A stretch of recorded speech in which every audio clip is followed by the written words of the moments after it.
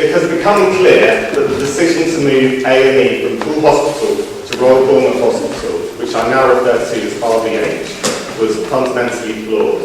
RBH is poorly located for people living in Poole and the Purbex, and already suffers from major congestion issues. Normal rush hour journey time from Poole Town to RBH is 50 to 55 minutes according to Apple Maps. It is only 15 minutes longer to Southampton General Hospital. Ambulances from Central Poole may be able to blue light casualties in adequate time to RBH, but anecdotal reports suggest that the ambulance service cannot cope with current demand. Many people will be forced to get to A&E by private car or taxi. Given Bournemouth is the most congested town in the country, casualties will inevitably experience delays in getting treatment. Also, the decision to move A&E services to RBH was based on an assumption that a new access road would be constructed. However, recent developments suggest that this may not materialise. If the reorganisation proceeds without this access road, there can be no doubt that existing congestion would increase substantially and that lives would be lost. Many services currently delivered in Poole are now slated to transfer to RBH because we are told by the CCG that a major trauma centre needs them to be readily available. This even applies to radiotherapy, where Poole has been the specialist site and much of the care is planned. The NHS is now talking about placing the next generation of radiotherapy machines at RBH because occasionally someone will present in A&E and need them urgently. Most women in labour will need to struggle across accommodation as the low-risk maternity unit is also moving to RBH, as will people with less urgent conditions who need to access the services transferred in support of A&E. From the perspective of serving the whole county and in respect of sustainable travel, the choice of RBH is complete nonsense. Poole Hospital is nearer to the centre of the A&E catchment area and close to bus and rail stations. RBH is at the edge of the county, suiting those with access to a car. Public transport links to it are, though, poor. Also, it seems that only the savings to the NHS were counted in the CCG sustainability assessment, so the CCG proposes to pass the wider sustainability challenges caused by the reorganisation onto the public.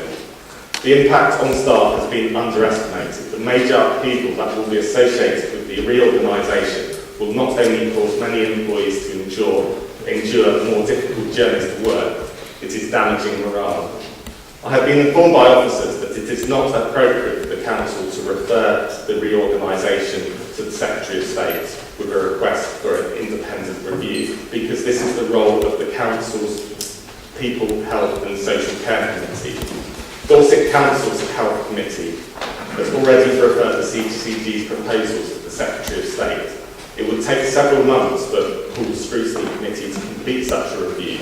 I therefore propose to amend the first limb of my motion to read as follows: that the Council sends a letter to the Secretary of State in support of the referral to him of the proposed CCG organisation by Dorset Council's Health Scrutiny Committee, expressing within it the Council's opinion that the transfer of the A&E services from Poole Hospital to Royal Bournemouth Hospital would be harmful to Poole's residents and to residents in general living within the area covered by the service. The CCG has gone down a rabbit hole and lost perspective. The second limb of the motion requests the Council's People, Health and Social Care Committee to carry out a review of the likely effects on congestion, on patient safety, employee wellbeing and business convenience in relation to the delivery of A&E services at RBH, and of the ability of the ambulance service to cope adequately for casualties needing urgent care at RBH. Under the Health and Social Care Act 2012, the Council has a legal duty to scrutinise and risk assess substantial variations to services proposed by the NHS. This Council does not fulfil this duty. This limb of the motion seeks to remedy that default. As the limbs of the motion consist of instructions to Council officers and the committee, there is nothing to be gained from referring them to committee in accordance with the standard procedure for member motions.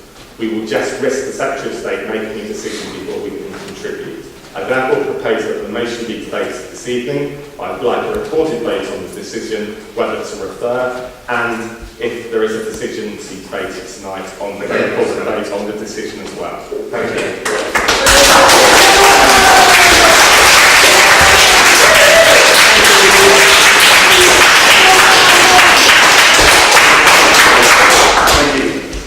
May I speak? Yes.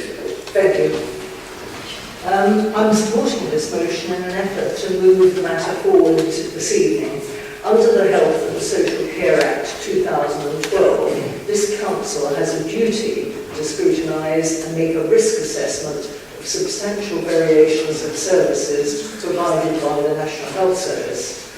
I trust that we all agree that the Clinical Services Review proposes just such a substantial variation of the services provided to the people of Poole. Our duties under the 2012 Act carry the power of referral to the Secretary of State. These duties and powers were delegated on the 18th of November 2014 to what is now the Council's People, Health and Social Care Overview and Scrutiny Committee. Although in 2017 the Council offered general support to those who were opposed to the changes, the Health and Social Care Overview and Scrutiny Committee has not scrutinised the proposals with a view to making a risk assessment, nor used its power of referral to the Secretary of State. It is in the interests of all Poole residents that we do not prevaricate in this matter any longer, and I support the motion.